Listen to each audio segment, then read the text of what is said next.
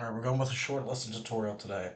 This one's going to be on the song Drowning by Boogie With Da Hoodie. I don't usually play a lot of rap songs because they're too redundant and repetitive to play for multiple minutes. But that doesn't mean they're not easy to learn. So for this one, there's going to be 6 different chords in the main progression. The main progression pretty much repeats throughout the entire song. So the first chord is going to be a C minor, root position. Second chord is going to be a G major first inversion. Then we're going to go to a G major diminished first immersion. And then the last 3, you're going to have a C major root position. You're going to drop your third out and play an A flat instead. That's in octave C3. Then you're going to drop from your 5, your G, down to an F. And then from there, you're going to drop your 1 and 3 one whole step down. Or sorry, half step down.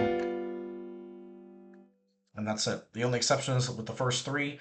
On the second last 8th note, each chord gets 2 measures. The second last 8th note, in that second measure, you're going to raise your 5th by a half step and drop it back down.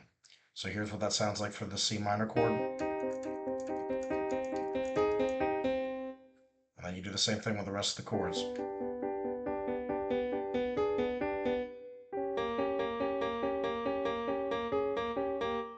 Now you don't do that raise for the last 3. So the last 3 are going to sound like this. And those are your last 3.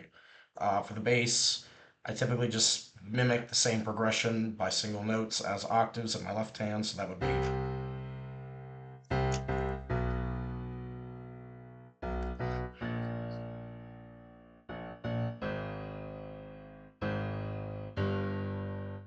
And that's pretty much how you play that song. So here it is as a whole.